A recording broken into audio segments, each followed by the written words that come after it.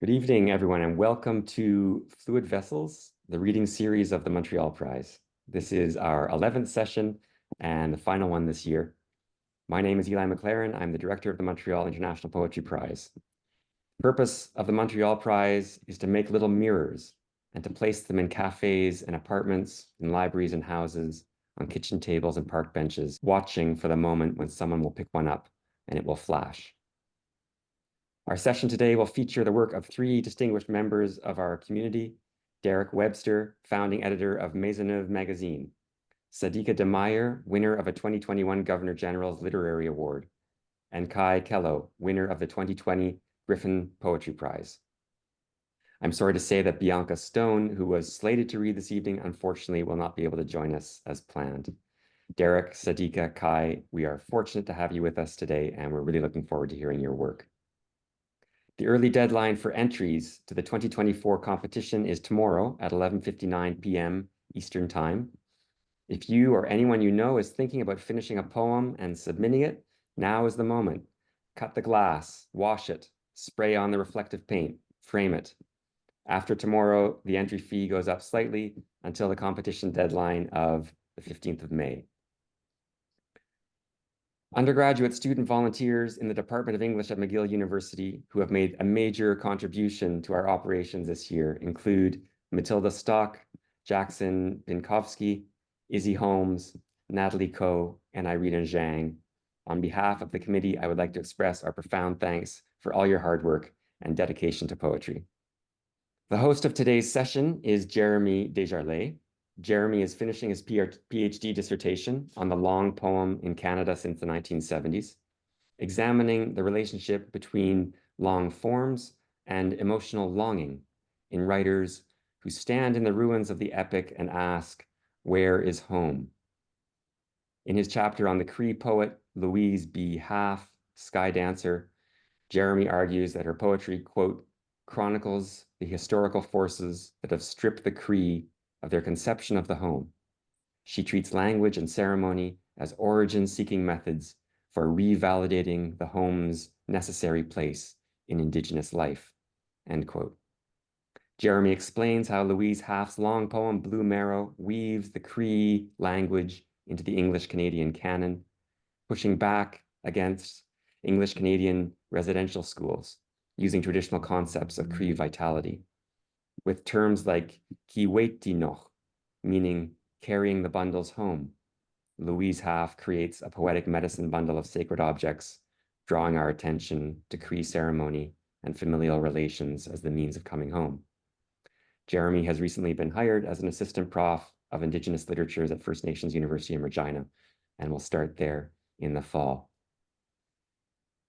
A quick reminder, our session today is scheduled for about an hour. As usual, I will ask everyone to stay muted during the introductions and the readings of the poets, and then we'll have 15 minutes for questions and comments from the audience at the end. Please do feel free to ask a question or offer a comment after our third reader, and of course, everyone is welcome to use the chat. So with that, Jeremy, over to you. Great. Thank you, Eli, for that lovely introduction. And good evening to everybody. Thank you for being here. We'll proceed through each of our three poets, and I'll introduce each of them and provide a brief exegesis of their latest works. And we begin with our first reader, Derek Webster.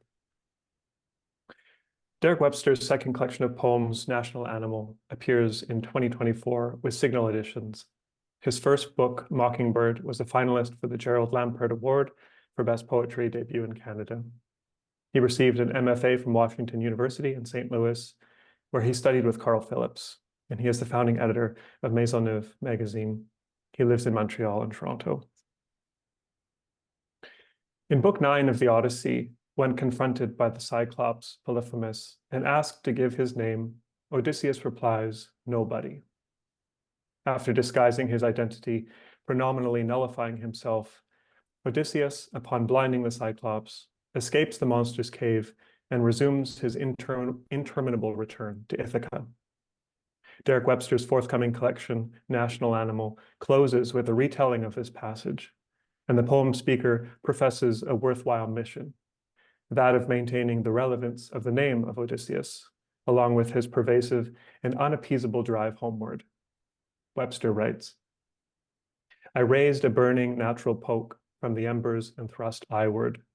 Odysseus is dead, the freed sailors cried, rowing into deeper waters. Long live Odysseus. That name, such purpose, such power. I couldn't let it die. National Animal, in its entirety, is concerned with articulating the nuanced features of Canada, shifting towards our own heroes in the form of Joni Mitchell and Neil Young, with a certain dedication to fellow poet and author Stephen Houghton, and even sardonic references to Miss Canada beauty pageants. Alongside such allusions and references, the poems of this collection deal earnestly with the prismatic circumstances, both old and new, of this country.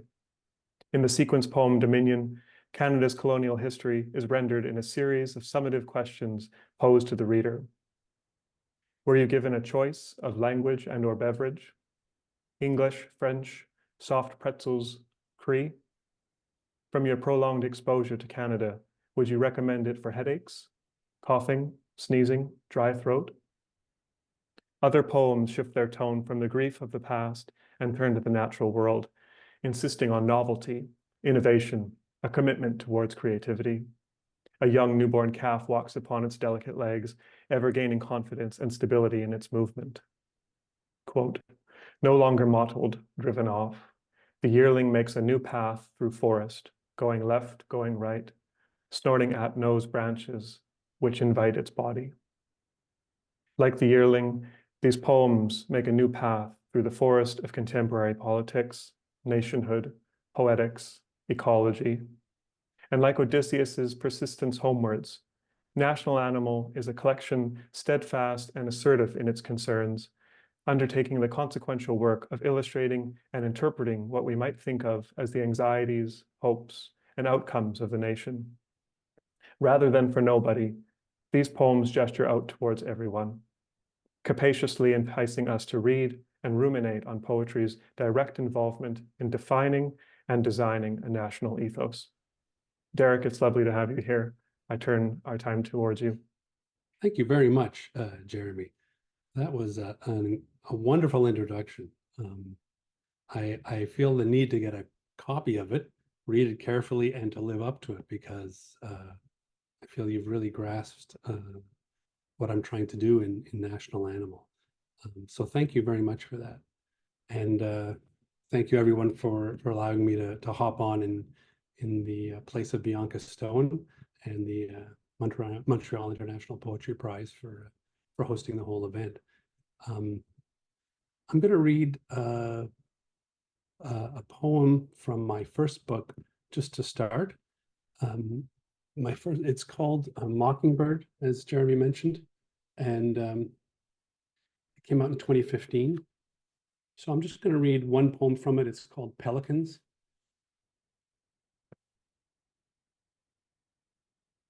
Pelicans. Don't fool yourself. You don't know anything about birds. So you've seen a documentary, skimmed a book, can tell robins from chickadees. You've stared across canyons, been pushed off a fence, can guess what soaring is, falling in reverse. But have you ever looked at a pelican? Their beauty is folded awkwardness, red, lidless eyes, mouths baggy as inflatable pants. Their webbed feet push the brakes midair, like a cartoon duck. No cormorants, no sleek arrow hunters. They wheel above the surf and drop like a stack of 20 pancakes, gulping at foam and fish, then struggle to take off again. Drying out on shore, they wonder what they've done to deserve such graceful wings. You should wish to be so brainless, inefficient, beautiful. You drove through a flock of them once, on your way to catch a plane. Flying alone, no longer among them, you've returned to knowing nothing about birds or who you are. Just eyeing other people, wondering what you've done to deserve this life. You're only one.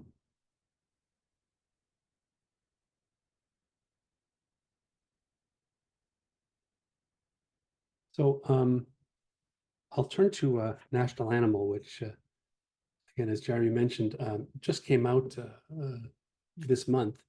And I'll start off by reading a poem that Jeremy mentioned called Joni Mitchell. This is called Double Dream of Joni Mitchell. It's a poem that takes place in two locations, in Saskatchewan and in California, in Laurel Canyon. And it's called Double Dream of Joni Mitchell because it's essentially my dream of Joni Mitchell. Like many Canadians, you know, I've listened to her music my whole life. I love it. But also it's her dream of her home country, sort of looking back from her life in California. And it mentions the Bessborough Hotel in Saskatoon, which is one of the CP hotels that, like the Chateau Laurier and other hotels across the country, you know, was built sort of as a nation building exercise to sort of bring the country together. It also mentions Mary Hart, which older members of our group tonight will remember. She was the host of Entertainment Tonight. She had her legs insured for $1 million each, which always is something that's stuck in my memory. Yeah, Neil Young is mentioned later too. Double Dream of Joni Mitchell. It comes with an epigraph from her song. I drew a map of Canada with your face sketched on it twice.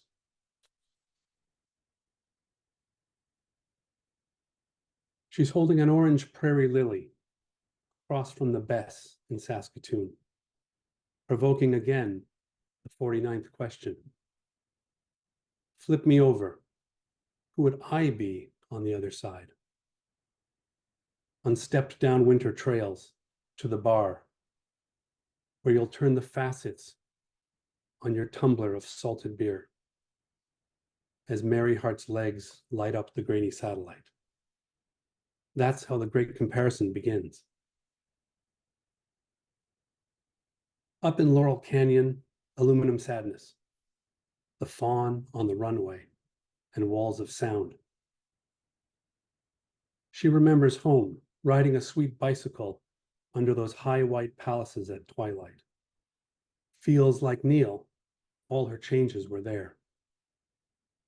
With slim, strumming fingers, she picks up her pen, fills the hot shape of emptiness. A song for both sides now.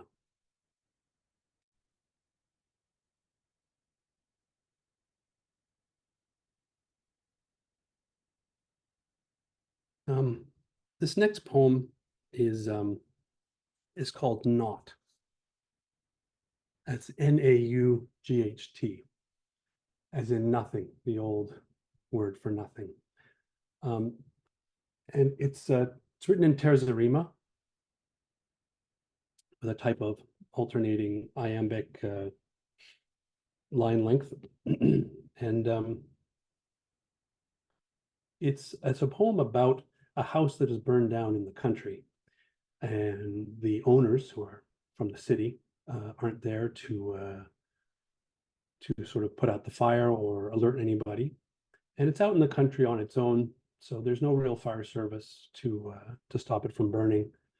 And some local boys noticed this. So it's a poem really about that, and their experience of this burned manse, as I call it. Naught. The three boys stand with sticks near dawn, raiding the empty manse, their snow-white tracks lighting the blackened lawn. Already from the char of timber stacks, they've claimed a gold-tipped drill, a jewelry chest, a scorched brown axe, the three-legged charcoal grill. A cast iron pan lies steaming off the dew. Last night they'd seen smoke on the hill, and after milking, through the wood dove's coo, they'd walked as one to catch the end. Out here there's naught to do, but wait till God's will cools, then rend a use from what can't last. Out here, only wet-eyed strangers defend an absent laird or mourn the looted past. Save your pity for worlds to come. Bored boys go nowhere fast until it's their time to get some. Then fee, then fi, then foe, then fum.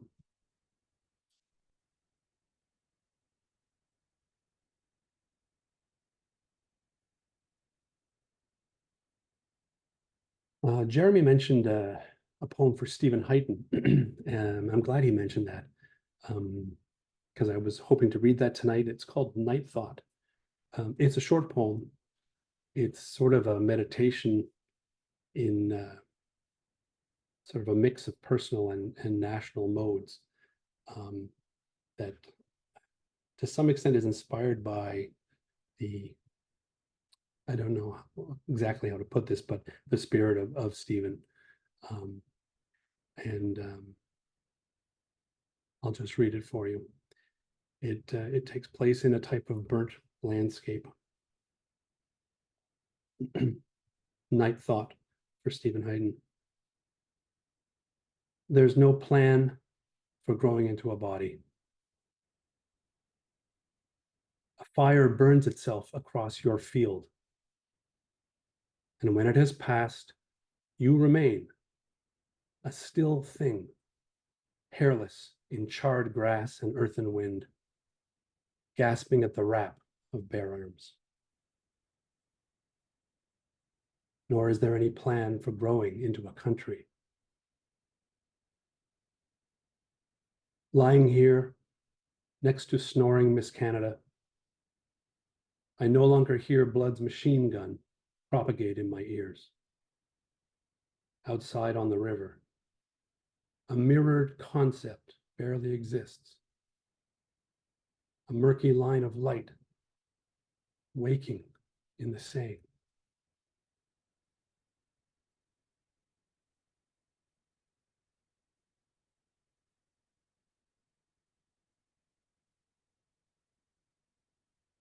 So at the end of this book of poems, Night Animal, excuse me. What am I saying? National Animal.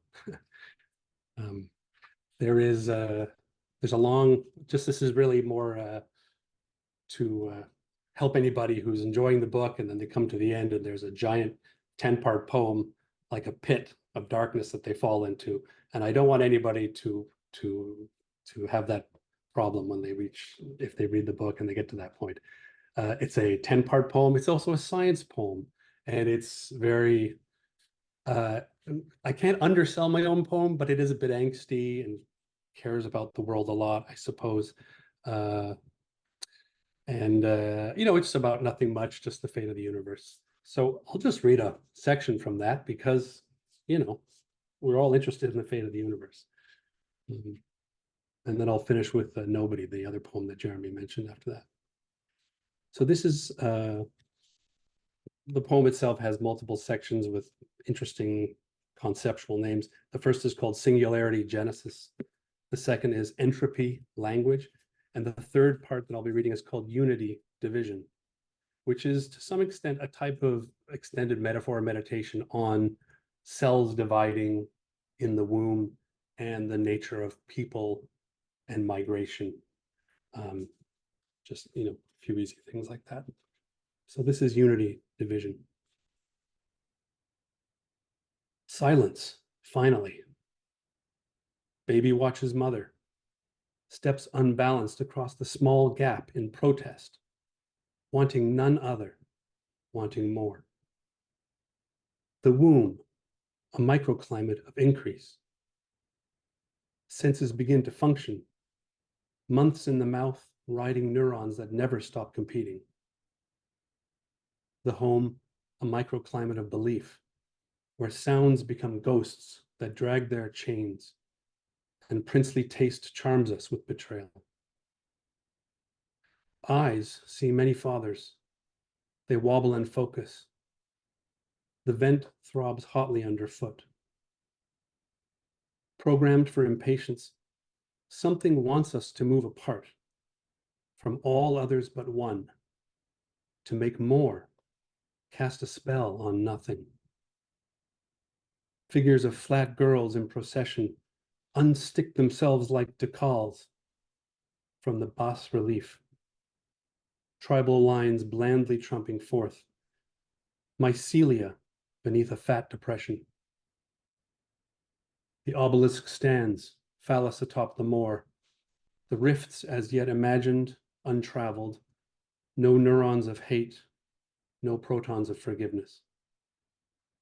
A house rises, a house abandoned falls.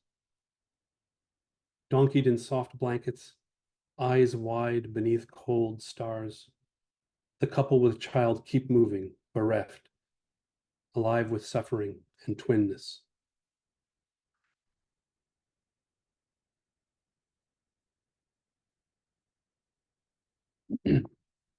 So the last poem I'll read is called Nobody. It's a poem which, if you yourself have struggled with writing poems for many years, I first penned a version of this in graduate school about 25 years ago, and I could never get it right, and it was very frustrating for me, as you can imagine. So I just kind of let it sit, and finally, over the last year and a half, some things changed, and I managed to kind of get a form and a clarity of voice that I think I had been wanting all along. And it's called Nobody because it's set in, like the myth of Odysseus in the cave of the Cyclops. It's set in that cave, and it is a poem that plays on the joke that Odysseus tells to the Cyclops. He's having a conversation in the cave with the Cyclops, and he says that his name in Greek is Nobody. The Cyclops, not knowing that there's a joke being played in the name, later on, this sort of turns out to be something that helps Odysseus escape from the cave. But in my particular poem, the reason, and I'm going to tell you this up front just because it's just hard to catch it. The poem is not written from the point of view of Odysseus. It's written from the point of view of one of his sailors. So I'll leave it at that, and you can see what you think. So Nobody. Just a handsome bullshitter. No hero until that cave where the Cyclops sealed us in, filling the mouth with its gray balls. It swung two men's heads against the wall, stripped and skewered them. Odysseus raised his mellifluous voice, playing sly while it lit the fire. Gotcha, it said, grabbing into shadows, popping off the captain's head like a bottle cap. Then the Cyclops ate him raw, crunching his fine shoulders like the bones of an ortolan. Who are you? It said, turning its one corkscrew eye on me. Nobody, I whispered. I am nobody. Huh. I'll eat you tomorrow, Nobody. In the morning, light seething through cracks, it rolled the stone away and hurried out the sheep. Odysseus lay dead, still, in a pile of marrowless bones. When it returned, two more sailors turned to meet. The smell of Ithaca, roasting, unmanned me then. And in my fear, I saw Tiresias, fondling his changed parts and featherweight body. I raised a burning natural poke from the embers and thrust eyeward. Odysseus is dead, the freed sailors cried, rowing into deeper waters. Long live Odysseus. That name, such purpose, such power. I couldn't let it die. Thank you. Thank you, Derek. That was delightful. And I apologize for my prescience, perhaps, in sort of forewarning the entire audience of the poems you were going to pick and read from tonight. But it seems that you and I are both connected to the same poems in your own work. So thank you. It was delightful to have you here this evening. We turn secondly to Sadiqa de Meijer. Sadiqa de Meijer has written the poetry collections Leaving Howe Island and The Outer Wards, and the language memoir Alphabet, Alphabet. Her work was awarded the CBC Poetry Prize, ARC's Poem of the Year Award, and a Governor General's Literary Award, and has been published in Poetry Magazine, The Walrus, Brick Magazine, and Poetry London. She is currently Poet Laureate of Kingston. In the closing poem of The Outer Wards, the speaker compares her many roles to, of all things, shirts drying on a clothesline. De Meijer writes, "My selves hang like shirts that were skins. Now I am raw and peaceful." The poem affirms three distinct personalities: the writing shirt, the nostalgic shirt, and the mother shirt. It names the labor of domesticity, yes, but more profoundly, the poem claims the myriad identities and temperaments of a complex individual, one who recognizes the relatedness of these self-characterizations. These three shirts function in many ways as useful signifiers for the entire collection.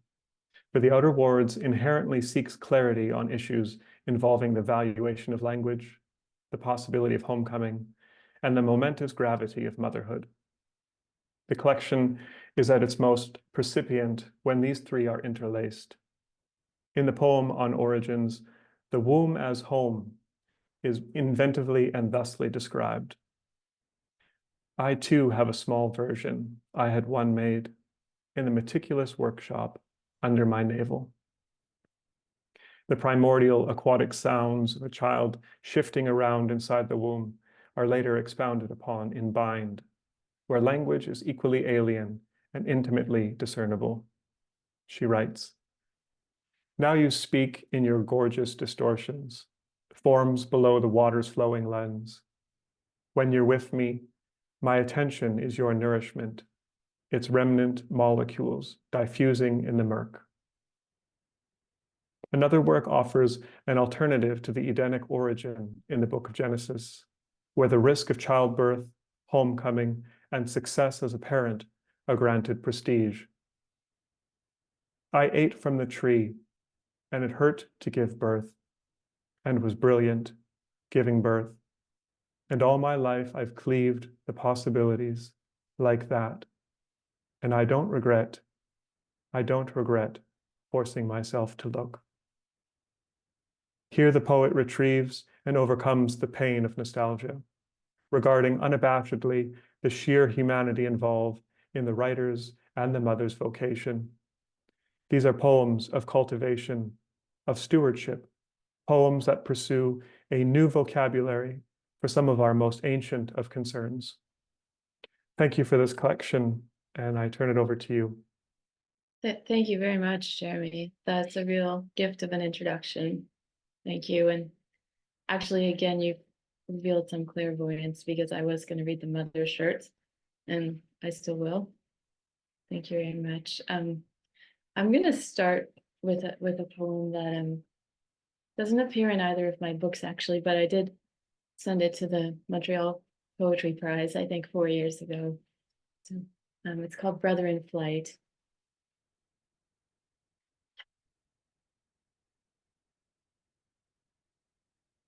Look at him, awaiting scrutiny. He's as foreign as you make him. Already robotic lenses swivel. Perspiration's his constitution, was there in the damp boy who surrendered in the laundry to a nap. Were you never sheltered where you fell? I know his eyelashes, minding his luggage enough to secure it, but not to seem armed. He was a cabbage in a grade school play. Boarding's perpetual audition. Now he holds his papers out too early for their talismanic work.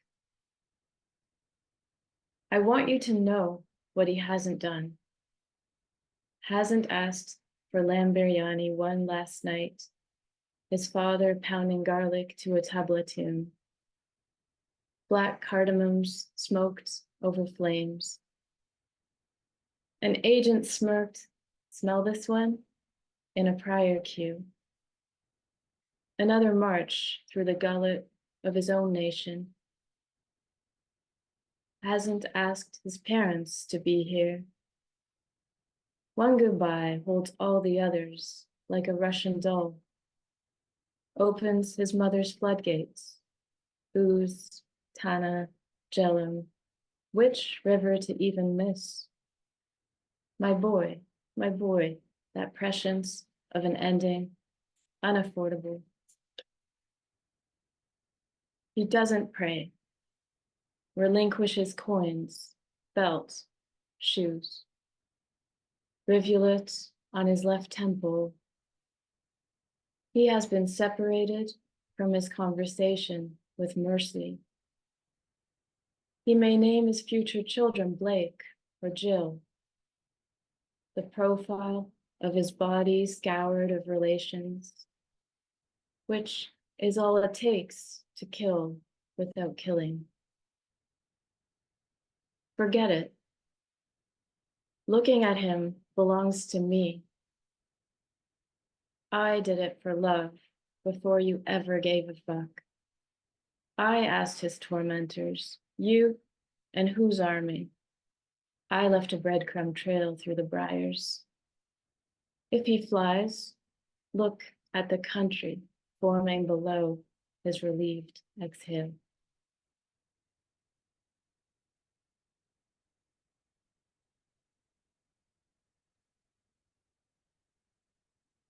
Thank you.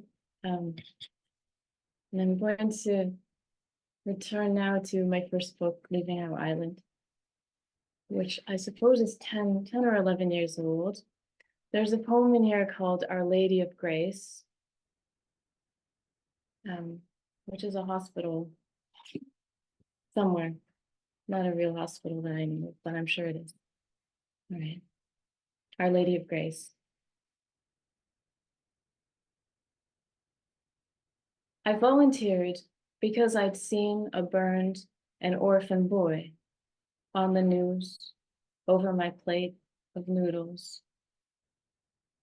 Comforting him seemed imperative, impossible.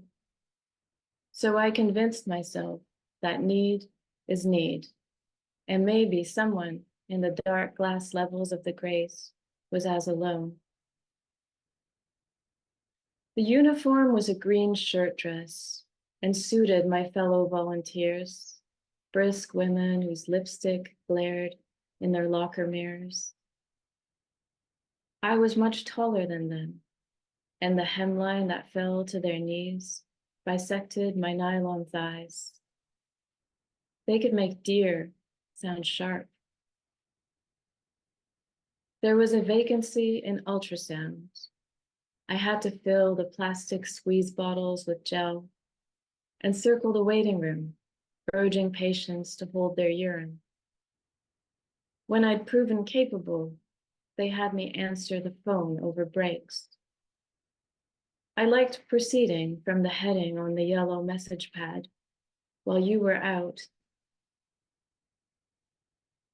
There was a rumor that the Grace was testing a robotic porter. They said it could sense obstacles by sonar like a bat. One afternoon, in the cooked linen smell of the corridor, it rolled alongside me, like R2-D2 welded to a dumbwaiter, and lit the elevator button without touch. Other things I had tried were marches and canvassing, and once on the sidewalk next to a gas station, I held a sheet of Bristol board that said, "How many lives per gallon?" in red paint, which wasn't metric, but sounded better.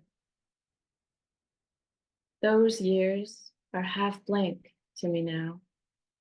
What was taught in school, or how old my parents looked.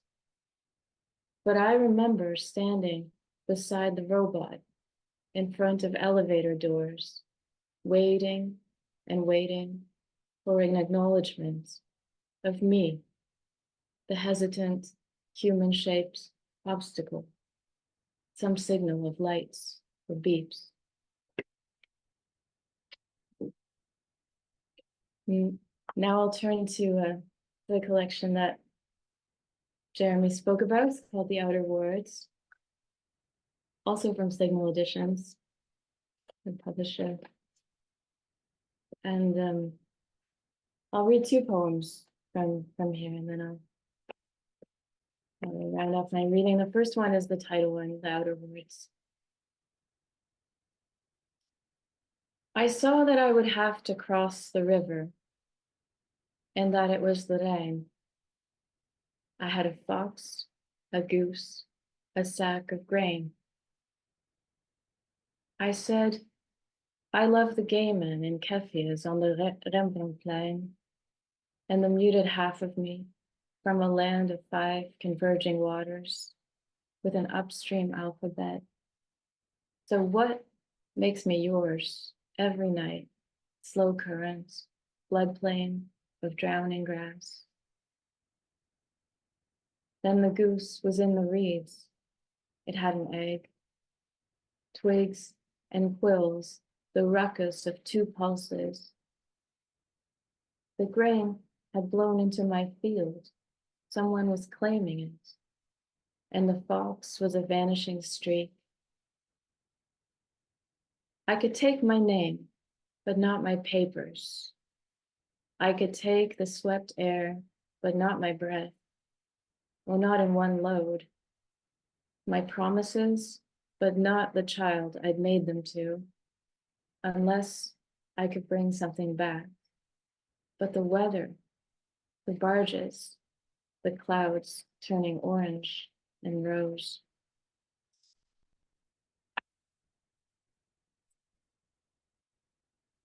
And the mother shirt is the poem that closes this collection. Mother shirts. My selves hang like shirts that were skins. Now I am raw and peaceful. Life washes over me elementally, wave after wave. Idle sleeves. The writing shirt has a crumpled note in its pocket, but the ink has bled, illegible blue. The nostalgic shirt is embroidered, becoming. The scared one still quakes, damp under the arms. The mother shirt is magnificent, stained with blackberries and tempera paint. Oh, but it moves. There is someone in it, small limbs straining in the membrane trap. I pull it over her head and we laugh, falling on the bed together. Sweet eruption that goes on a little too long. Like the signal after the slow, shuttered train has gone. Thank you very much. Great. Thank you so much for that, Sadiqa. It was lovely. We will turn to our third and final poet of this evening. Kaie Kellough is a poet, sound performer, and fiction writer. His collection, Magnetic Equator, won the 2020 Griffin Poetry Prize. His short story collection, Dominoes at the Crossroads, was published to national acclaim. Kaie has written plays for television and librettos for large musical ensembles. His sound performances have been produced internationally. Comprised of 10 medium to long poems, Magnetic Equator is concerned with location, either being drawn to certain geographical and psychic areas or being repelled by others. The word place is used dozens of times throughout, and it becomes a key word which signals some of the collection's central preoccupations. In High School Fever, a poem dealing with the anxieties of identity, race, and culture in the speaker's teenage years, Calgary stands as a place that is ultimately stifling and inhospitable, leading the text to prompt us into considering the importance of belonging and of community. Questions: how can a place that's absent be more prescient than one that is? How? Wait. Can a thought be unbounded territory? Can a person live in a particular place for 20 years, yet only be in and not of that vernacular? The collection shifts freely from North America to South America, traveling between Calgary, Georgetown, Guyana, Montreal, eagerly detailing memories of the land, of the water, recollections of people, pictures of people, thirsting for a composition of self amongst the convolutions of time and trauma. Naming the diaspora, the speaker of Mantra of No Return confronts the limitations of family stories, memory, and the efficacy of photographic souvenirs. Family hemispheres, arrows scatter. I knew my great-grandmother and only knew stories of my great-grand.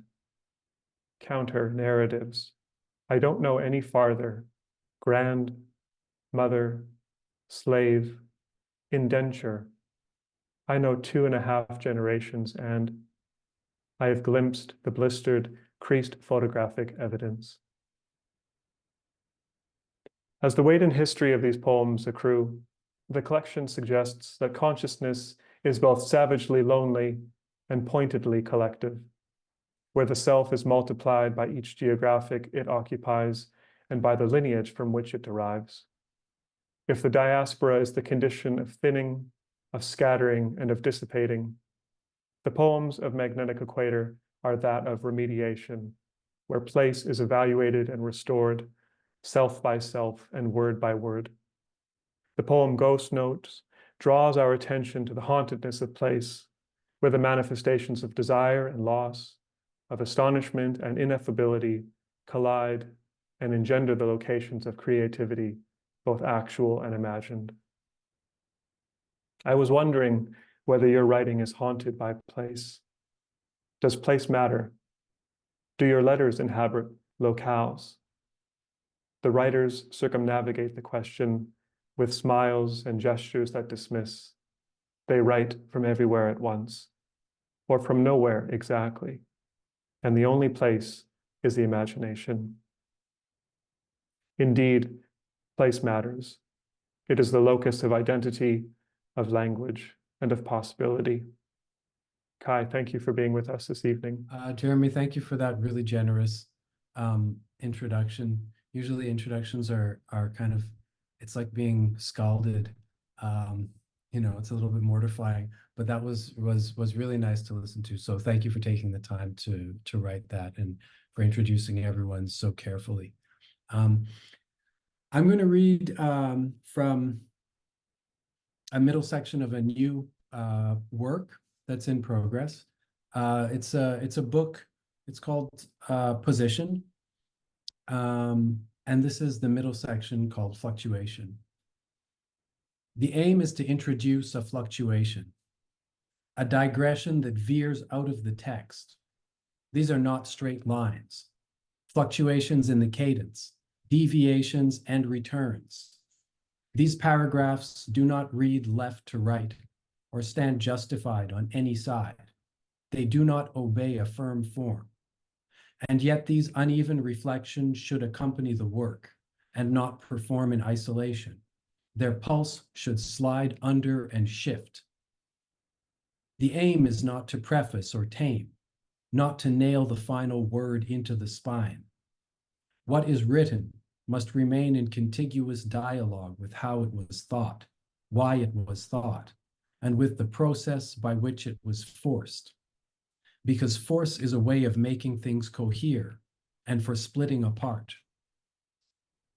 Since this writing drives toward a singular aim, not to belong, since this writing arises from since, from else, from somewhere, from some specific one, from an eroded voice, from circumstance, since it comes from the past spoiling into the present, and it is shaped by the variations in, the refuge from, the flight, the scholarships won, the children vanished, the space stolen, the applications accepted or declined, the names changed, the territory divided and sold, the prices escalating, the response terse and negating, the incomprehension mounting as we step out of complacency and into a rogue simulation, the theory convulsed. I can't, did you hear the doorbell? Okay, I thought I thought everyone heard it, but I mean, I can't control what happens in the world. And that's kind of part of the aim of these poems, is to let the world in. So there we go. Perfect example of that. The incomprehension mounting as we step out of complacency and into a rogue simulation. The theory convulsed, the aspirations in suspension from one generation to the next, the concrete destruction, the worry powering the electric grid, the failures of infrastructure, the unbridled speculation, the crumbled diction, the compassionless void in the blue chest, the assumptions unleashed, the addiction to inequity, the imploded Bitcoin, the fermenting century, etc. Since this writing arises from since, from else, from somewhere, from someone, these locations must be made explicit, must be undressed here, but also throughout this negation of belonging. Subtler than pain is a nausea that borrows from the language of the user, the pundit, the weaponized bot, the coercive advert, and produces sentences gestated in rubble and lamentation, undernourished dreams, debt, rejected into a readable ill, a fluctuation, between betweens. The sentences are work, always becoming and never arriving into the dominant we of anthems and others. Others produce discomfort in the we, produce anthems to rebuke anthems, produce sentences gestated in always becoming and never. Certain conventions produce discomfort.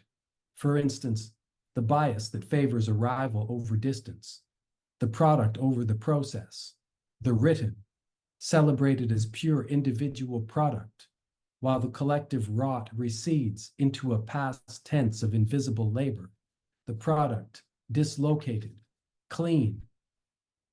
In this way, publication differs from a performance. In performance, the process may be refined, but at least we see it happening. In some measure, the performance is a reconstruction of the process, reconstructed each time the performance is staged. Process produces error.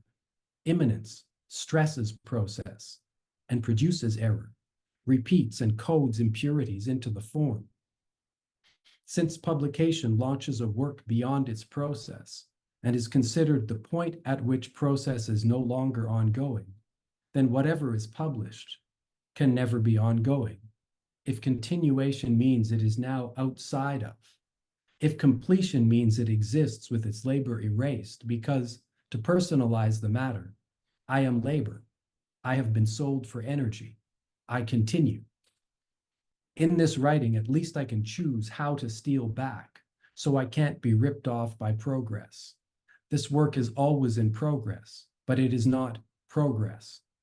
My energy is always being stolen back by me, or rather, shunted away from purposefulness, away from use, shunted off into this work, so at least that small part can't be used to power digital empires, multiply discord, enslave who to MasterCard, or innovate apartheids. This writing was started in pandemic limbo in 2020, when downtown was a vacant, through which only those who had no would stray, and those who were paradoxically non-essential morally froze and worked from our queasy rooms. Some of us repeated, you know, and we're fortunate, and back to normal, and children were born, new iPhones launched. And there was a point on the journey where the present accelerates and veers into another experience. And when, around that bend, we look back and see the chronology of our bright ideas, spotlighting this falling action. To put it another way, we find ourselves confined by a reality so rare that it only enters popular culture via the sci-fi flick or the paperback, the thriller, the limited series suspense drama in which you are not the protagonist, but the disempowered lazy eye. Suddenly, we are living a plot, and the seniors' residences were locked, and the nerves singed, and for a moment we stood incredulous as the times curdled. Nurses took sick leave, and superheroes from the Marvel universe failed to intervene, and we vomited the popcorn and drew back, and we were missing our pith helmets, and our accounts had been hacked, passwords and usernames appropriated and dispossessed, and those who had the means sold and fled, and we dreaded the daily glance at the little red digital graphs, dead and time, balanced on the axes, X and Y, and we secretly cheered the end. And when the prices started to whisper collusion and viral conspiracies spread through the wireless air, and somehow the vaccines were feared like truth serums in the test tubes of grinning supervillains, and the eyes of the pharmacist narrowed with a mad science fever as QAnon sabotaged the formula. At the time, I saw an image, a black and white photograph of a cargo ship veering off course, with a white, churned trail of ocean foaming behind it. And the boat's iron bulk teetered on its side, about to capsize. Shipping containers froze mid-collapse before they tumbled overboard. A stack of industrial air conditioners tilted. The ship and the water frowned into a terminal opacity. And the counterfeit Amazon price tripled, and armies teetered on the blink.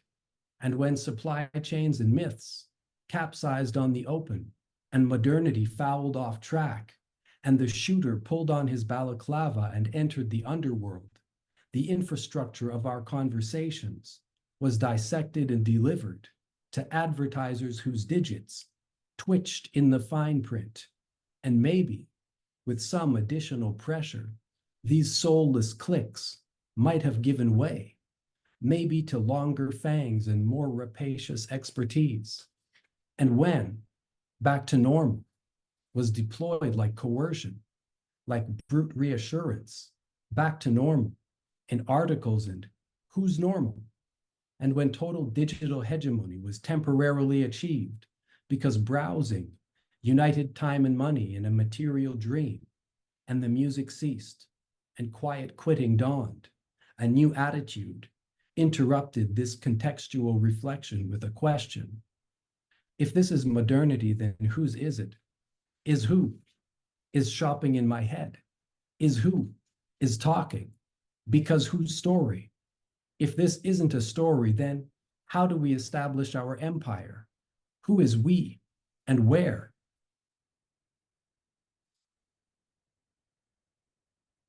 I was talking to a novelist in a hotel in the formless gray of late November at a literary event north of Quebec City, in the passage of snow and pines that rises up and spikes at clouds, between truck stops and hot dog restos. And for the entire trip, I kept considering that I am not of this place, yes, born on, but this is not mine. Her concern, as she put it, was le contemporain, how to write the current moment. And I thought that my concern is similar, but approached as an outsider and not as one who does be knowing. My current moment can never be mine. It can only be the current moment, only a current moment, because I am other, am one person, perhaps less than a person by some historic measures, but a person cannot be current alone. I, and by extension this collection of language, should represent le contemporain in an anonymous, general sense that has little to do with me personally, because I am not the author but the participant. Jane Cortez notes, because I am not a bystander. My presence can't be external to the culture. It struggles under the same knee. So I'll stop there. But you can be reassured that it goes on. It's sort of a continuous, I don't know how I would put it, but investigation of taking the temperature of the moment. And I started writing it in 2020, and there was a curious moment. The last thing I'll say is this: there was a curious moment in 2020 when the pandemic lockdowns happened. And for a brief moment, everything started happening online. People were buying groceries, like music festivals were, what they would do is they would pay certain artists to film and record the audio of their performances, and then they would post that. And so the festival would be digital, right? So music festivals were online, literary festivals were online, if you remember. And all shopping was online. People were buying groceries online. Zoom, Zoom parties and that kind of thing. And it felt like things had turned sort of inside out or outside in, or whichever direction it was. It was sort of confusing. And so some of this was written as an attempt to grapple with that moment and try to write how it felt. So, and using the language of the moment too, the language of, what people were saying on Twitter and news broadcasts and, YouTube discussions and all kinds of things. So, thank you. Great. Thank you for that, Kaie. So it's about 3 minutes to 7 here in Montreal. So we'll maybe spend another 10 minutes, 15 minutes if we're sort of that talkative and loquacious right now to deal with anything that comes to mind regarding tonight's poetry and performances. Type them in the chat, put up your hand, and I can sort of find you and ask you to speak audibly. Maybe while you're sort of thinking of questions, I have one that will be a way of hopefully linking all three of you this evening. Many ways, sort of just in evaluating what Kaie finished with, this inability to discern if we've gone outside in or inside out. My question concerns effectively how all of you deal with community in your writing. Poetry is often a very solipsistic and sort of lonely process of production in certain cases, and yet all of your works reach outwards, reach for someone, reach for something. So community as nation, community as family, community as audience, community as musical performers, poetic performers, however you want to define it. The question simply is, again, how do you find that your poetry is invested in the relationship to community? I'll just jump in just because I started early on and just sort of get the ball rolling. A really interesting question. How does our work manage community versus isolation in a sense? I think to some extent it for me it's at the heart of probably why I write. Trying to manage the tension between those things. There are so many questions regarding whether it's social justice, one's own personal place in the world, feelings of alienation. All those things generate energy and thoughts. And, I think a lot of people deal with that. You can maybe go for a run or a walk or have a hobby that helps people manage with those same thoughts. But for me, it comes out as poetry. So I end up engaging with the words and the thoughts that are going through my mind about those things. I'll just leave it at that and pass it off to others for their thoughts on that. Well, I think about this quite a bit, especially now that I'm in this poet laureate role. It's even more relevant to consider my relationship to where I live and the poetry that I write here. On the one hand, I think there are two things in a bit of like tension for me, and sometimes in harmony too, which is that I really believe in a very local cultural presence that, I came of age or was a high school student and undergraduate in London, Ontario, when there was a strong regionalism movement there in the 60s and 70s. That's how the two Bricks, I think, got generated, Brick Books, the publisher, and Brick Magazine, and there were painters involved. And so I was lucky to see that as an example of how you can see or where you live reflected back, like people who, quite explicitly refused to move to New York City or wherever you might go to make art and said, no, there's a particular kind of light in London, Ontario, actually, that I want to paint. And I think it's very important as people to see art reflect back to you exactly where you are. And I try to practice that here too. But to refer a little bit also to what Kaie referenced in your work, like I also can't ever really belong to the place where I live. Like my family's on 4 continents. I've lived on 3. I'm of mixed ethnicity and race. And so when I say that's both in tension and in harmony, I think I always have to pull from multiple communities to really feel like I have my own. But I also, the perspective that I have on where I live might be also, if the writer has to be a little bit in exile, I have that. I can look at it in a particular way that is inside and outside that I think I also appreciate. Yeah, I think of I would think, well, I do think of writing like the poem itself maybe as a kind of community of language in which you have different registers of language from street expressions to Queen's English that are able to engage with and converse with one another within the space of the poem in a way that dismantles and challenges some of the hierarchies that those different types of language might be subject to in the world, right? And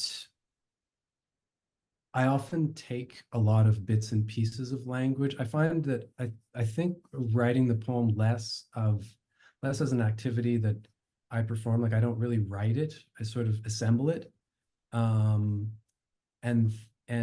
I take a lot of language from different sources. So, like Netflix series or the news. The news is a fantastic source. And of course, from other writers as well. And I kind of distort it and assemble it within the poem. So there's always a sort of a community of different contributors to the poem. And there's a kind of sometimes disjointed cooperation or even a bit of a struggle to be heard amid that cooperation that happens in the poem, or that I like to try to bring to the fore of the poem. So yeah, I do see the poem itself as a kind of community. Am I allowed to ask questions? Most certainly, yeah. If you'd have one relevant for the 3 poets, that's delightful. Go ahead, Vladislav. Thank you very much. It's a great pleasure because we are having today amazing poets. Their perspective is somehow interrelated with each other. This is the belonging to something, through someone, I would say. And in poetry, it's a very important task for every poet. It's amazing that we started with the mentioning of Odysseus in Derek's poetry and ended with the beautiful poetry of Kaie, which reminded somehow Ulysses, the novel by Joyce. It's like flow of thought, very profound thought. And I would like to ask questions to each of the poets. And first to Derek, I must say that I personally was very touched and moved by your attachment to the question of national spirit, of national belonging of Canada in your poetry. I would say and emphasize even that today the word national is somehow ostracized because of some historical misinterpretations, in my opinion. But we must all remember that the nationhood and national derives from poetry. That first who brought this understanding to the world, these were great poets of the 19th century and beyond, starting from Ernst Moritz Arndt and other poets. So in this case, and especially for Canada, it seems that we must always remind that Canada is a poetic project, and the nationhood of Canada must be the poetic project. It must always renewable poetry, I would say, if I'm allowed to say like that. And for Derek, I have a question which is connected to the feeling of nationhood. I mean, specifically Canadian nationhood of poetry in reliance to what is the poetic soul of Canada. What would he point out as the main source of Canadian soul? Because, you know, I liked the title of your book, The National Animal. The word animal derives from anima, which means soul. And in this particular context, we're living in a very tragic period because you mentioned fire and your poem about fire. It was also very touching because fire becomes a very important and tragic symbol of Canadian anima from one side and animal from the other side. That could be, I think, also reflected in poetry. And fire towards nature of Canada today is a very tragic symbol. So I don't know if you understood my question. Maybe it's somehow not so precise. Okay, excuse me, please, for talking much. The second question is for Sadiqa. I was very moved by your profound, sublime feeling of emotion of a person who, like through poetry, travels through the world. You know, while listening to your poetry and reading it on the web, I had the emotion, the feeling that each poem of yours, it's like a written dream, like everything that is given in your poem is like a symbolic image from a dream. And after reading each of your poem or listening to each of your poem, there is a feeling that we must somehow interpret the dream, you know, in the sense probably of ancient times or biblical times.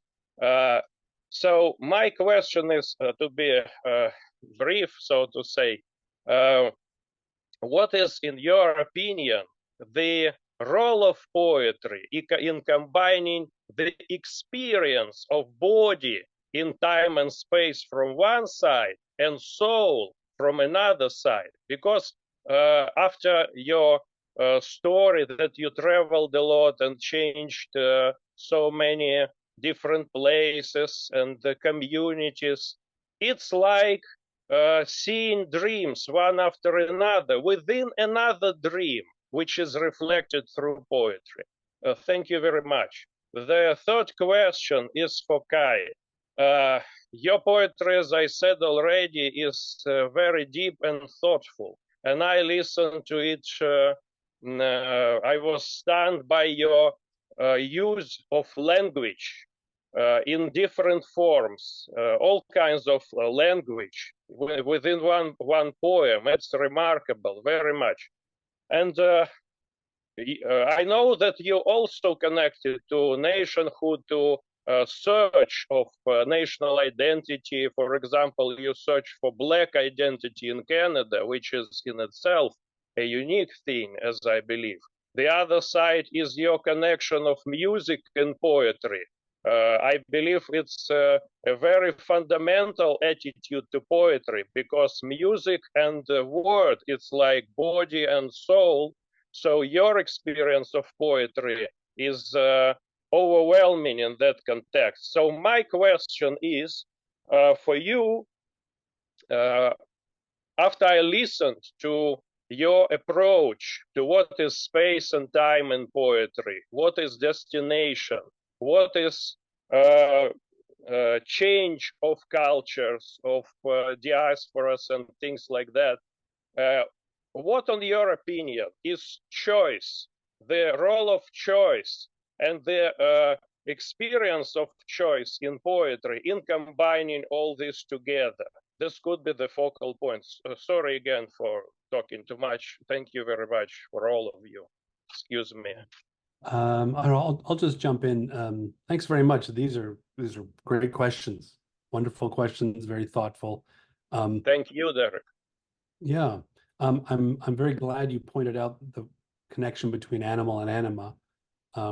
Certainly, it crossed my mind as I was choosing that as a title, because the country, certainly, this is a book where I move sort of. I try to move from personal matters into sort of more national and political matters, sort of moving out of my own poetic shell in a sense towards larger concerns in some ways. Yes. But I suppose I would say, to be brief, I would say, I think of like Canada a little bit like the phoenix. It's a mythological creature that dies in fire and is reborn in fire. And that fire is essentially the movement of what people's ideas and what we care about. And it is very much tied up with the environment and how we treat animals. And that's being proven today again and again, as climate is changing and shifting where we live and what animals are compelled to do. In brief, I would say that the more we can be aware through poetry of what it is that matters to us and find ways to crystallize the concerns that Kaie was talking about that are flowing through the news, flowing through the air, trying to take the temperature of the moment. When we become aware of those things, we are shifting our attention towards those things, away from maybe more superficial concerns, and the mere act of doing that deepens our care for those things. We just, to some extent, I feel I have some faith in humans that process maintains itself as long as there is a group of people who are bringing attention, creating poetic care, noticing detail, and then these things can happen.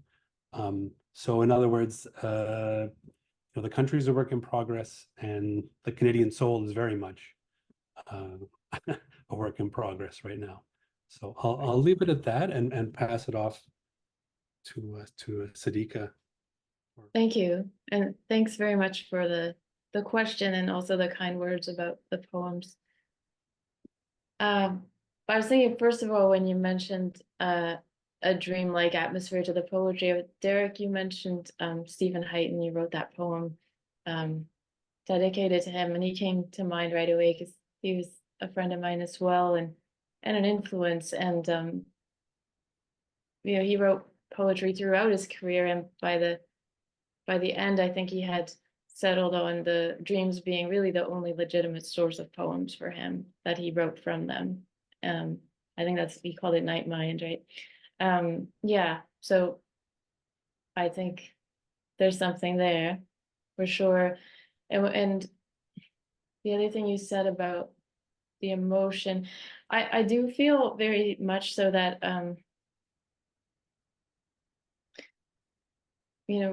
our culture, when I say that, I mean like Western, Northern European colonial culture.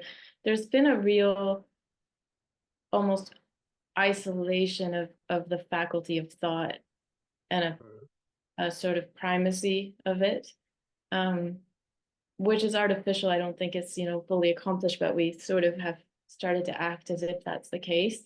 And I've always found that very strange. And I think it forms the basis of many forms of violence, actually. So yes, the idea of restitching that together with what it was probably never separate from, but we imagine it so, with emotion, embodiment, the material to the spiritual. I'm very deeply interested in that in my work, and a poem is a space where that can certainly occur, right? And when it occurs there, maybe that's a little bit of if we can see it happen somewhere, we can take it with us, because that is actually how we live all the time. So yeah, I would say yes, I'm trying to do that. Thank you. So thank you for your question. And Thank you. there are a couple things that you asked. The question had multiple parts, but I'll go with a couple of them. You asked, what is space and time in poetry, and what is destination? And those are really interesting prompts, because I find that one of the distinctions, or one of the differences between the experience of writing fiction and writing poetry, is that in poetry, I have often had the feeling that you can see the conclusion of the poem as the poem's starting, right? Like it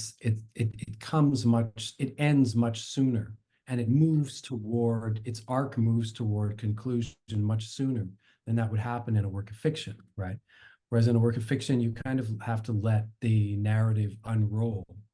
And when I write fiction as a poet, I'm always thinking, okay, is this the time that we start to reel things in, and we kind of bend it toward that inevitable conclusion, and we reach the destination and we drive it there? And in fiction, you're also always thinking about time, and you're thinking about setting, and there can be, if you allow it, a certain openness and vastness in fiction. And when I think of the poem, I also try to think of that. I try to think of the poem as something that is, it just keeps opening. And it doesn't necessarily have a destination or a point of arrival. And it doesn't have a time either. And it can continue opening without actually taking up space, right? You can put a lot of stuff in a poem, and the poem, you can still move through the poem. You can still breathe in the poem. You can still find space in the poem. And yeah, I mean, I'll leave it there. The aim is to have a continuous opening, basically. Thank you, Kaie. Thank you so much. So now it's my turn to join the discussion and conclude the discussion. Thank you, everyone, for holding on, staying with us. It's been a huge pleasure. I feel like the two questions that were posed have done the work of sort of summing up the session. So thank you, Jeremy. Thank you, Vladislav, for your Thank you so much. perceptive responses. In closing, maybe I'll just thank our poets for the individuality of their work. I mean, one of the things we're trying to do with the Montreal Prize is to be open to the world's Englishes, as we say in some of our bump. And I feel like we've really seen that tonight. I'm so grateful. Derek, your poetry is like those middle books of the Odyssey, where we go into the underworld. And there's sort of this space of Holocaust and shadows, and we can see something, some sort of prophetic truth is told in those dark spaces. You gave us that with some of your poems tonight. Sadiqa, oh my gosh, I sure remember going into the obstetrics ward with my wife, and the jelly being spread on her belly, and us getting the first glimpse of our child through your poems. The images are so bright. You've showed us the night mind, as you said, Stephen Heighton. Wonderful poetry. And Kaie, your cadences are so rhythmic. They're so rhythmic. They're going to stay with us all evening. You use the keyword opening. I think improvisation might be another one. Improvisation as social commentary. It's been a real privilege to hear you perform tonight and to remind us that poetry is process as much as it is product. So with that, let's wrap up. Thank you so much, everyone, for giving us your evening. If you know someone who has that poem on the back burner, please prod them, get them to believe in themselves and submit to our prize. Thank you.